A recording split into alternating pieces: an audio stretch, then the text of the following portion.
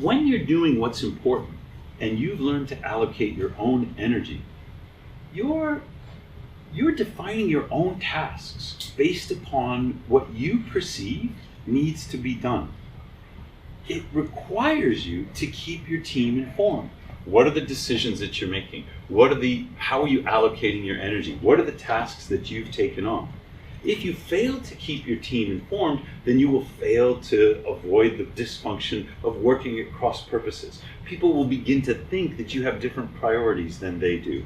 The trust will erode and all the dysfunctions of the team may emerge because why? Because you haven't kept the team informed of what you're working on, when you're working, with whom you're working. It can all break down. So what would prevent us from keeping the team informed? What are the barriers between us and this practice, keeping the team informed?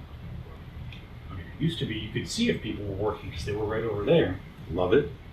They showed up at 9, Yep. They left for lunch, they came back, and they worked until 5. If you wanted to know, you could ask them at the water cooler. Yep. You knew what their jobs were. You were expecting them to do it. Even in a startup environment, you can have the informal conversations that give you information about what people are doing. What would prevent us now from keeping the team informed in this conscious way when we're working in remote environments or we're working in isolation?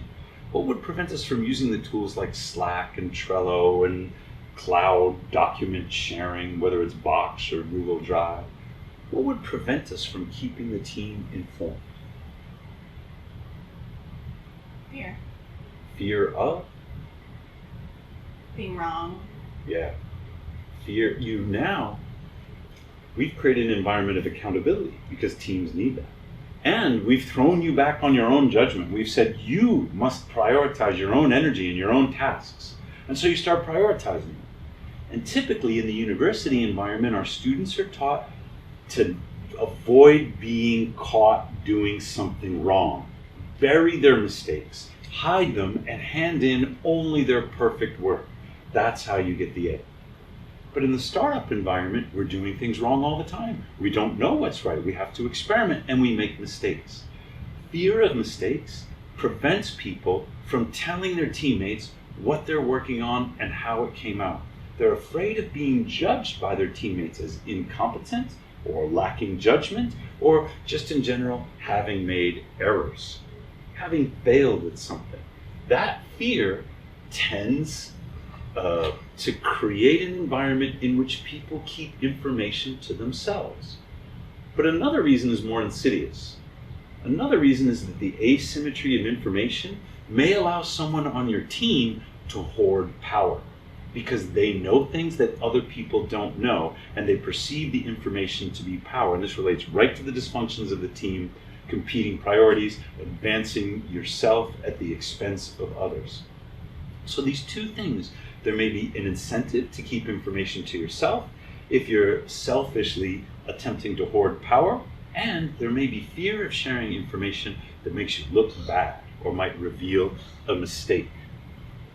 I often hear from my subordinates, well, I didn't want to bother you. I didn't want to bother you to tell you when I was going to come into work. I didn't want to bother you to tell you that I was doing this task that you said was really important. I didn't want to bother you with another email communicating to someone outside our organization that this or this instruction was. And I ask, bother. I know how to hit the delete key in my email inbox. I know how to hit the archive button. I know how to scroll right past your Slack message. It is not a bother for me to know what you're working on. When my subordinates tell me they didn't want to bother me, I think what they're really saying is, I was afraid of looking back. I didn't want you to discover a mistake before I discovered it and could cover it up.